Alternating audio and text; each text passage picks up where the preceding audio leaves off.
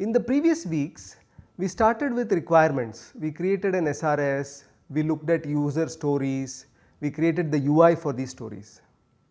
Now, before we start development, we have to create the design of the system. What is the design? Design is a way of organizing the code that you will implement and providing a structure to the software system. How do we go about doing this?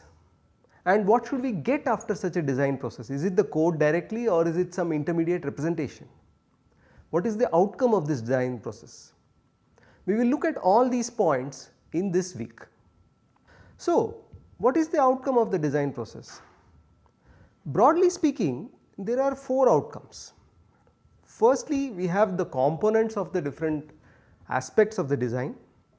Then there are the interfaces between the components. Then we have the data structures which store the data, and we have the algorithms which run on this data in order to produce the desired result. So, what are each of these? So, the components are what you might understand as modules of the solution. So, it is a collection of functions and data shared by these functions. So, the idea behind these modules is that each module should accomplish some well defined task, and the modules all work together to provide the functionality of the system. What are interfaces? Interfaces are nothing but the way in which components or modules communicate with each other. So, they define the manner in which data is exchanged between these components. The need here is that the sending component and the receiving component need to be able to understand how to interpret the data that is exchanged. So, that is called an interface. We will learn more about this as we go along. Then there are the data structures for individual components, right. I mean, you are all familiar with arrays and lists and trees and so on. So, how different data is implemented or stored is captured by the data structures that we use within the modules. And finally, there is the algorithm which actually runs on the data in order to produce the desired effect. So, components and interfaces are the key elements in a high level software design. This high level design is known as the software architecture. Once the architecture is decided, then we can move into lower level design details, as we will see in the coming videos.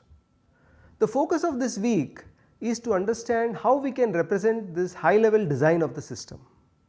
In later weeks, we will look at essential practices and guidelines for creating effective software architectures. There are many different types of notations that are used to represent a high level design. The most popular one is called UML, or Unified Modeling Language.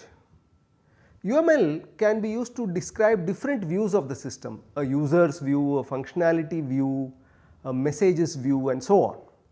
So, we will look at UML diagrams in detail in the upcoming videos. So now let's look at the example of the Amazon seller portal, right? We have looked at this example in the past weeks as well. So how did we start building this system?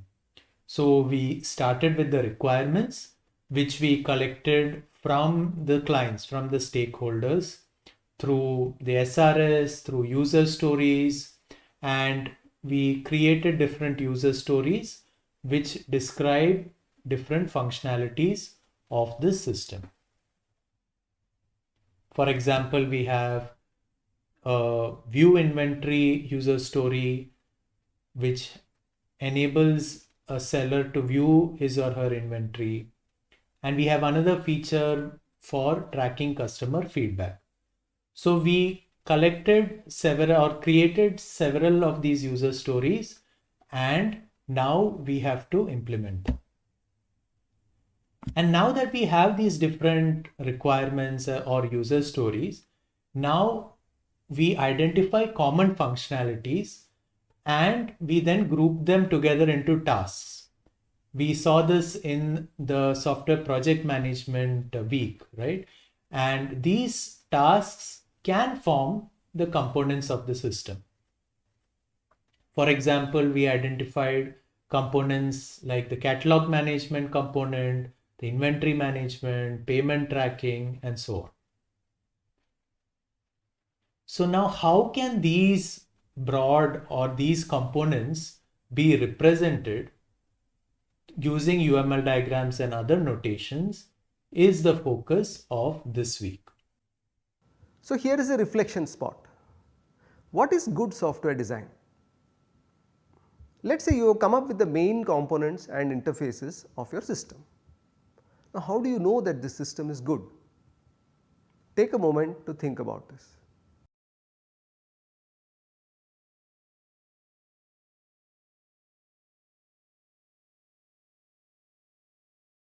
There are many characteristics of a good software design. One of them is called correctness. That is, does it correctly implement the functionality of the system? As we saw earlier, the main way to do this is to ensure that requirements are correctly captured first. Ensure that the requirements are not ambiguous, they do not conflict with each other, and they are complete.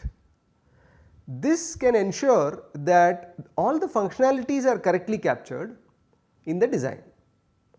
Another characteristic of good software design is efficiency. Efficiency means that we want to ensure that the resources, that is the time and the space and the cost, are managed well.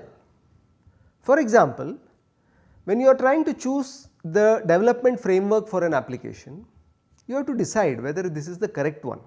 That depends upon the application, whether you are building a client server application or whether you are building a mission critical system and so on. For example, if you are building an embedded system, then it has to work under limited memory sizes. So does the design ensure that these considerations are met? So this is another important criterion that characterizes good software design. One more important characteristic is maintainability. That is it easy to maintain the code or change the code or make some changes? As we saw earlier, requirements can change either during the process of software design itself or later. So new requests can come even after the product is released. Sometimes we want to upgrade the product, let us say. So in all these cases, we do not want to redesign the entire software from scratch. So it is important to ensure that the design is maintainable. What does that mean? That means that we can make these changes in the existing design and the existing code itself without too much effort. And finally, one more important characteristic of good software design is understandability. What do we mean by understandability and why is it important? Understandability simply means that everyone in the team should be able to follow the design. Why is it important? Unless everybody can understand the design, they will not be able to implement the system, which can in turn lead to bugs and higher development as well as maintenance costs.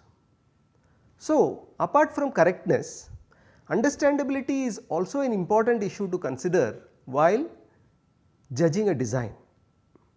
In this week, we will look at certain characteristics which make the design more understandable, hence in turn leading to creation of better designs.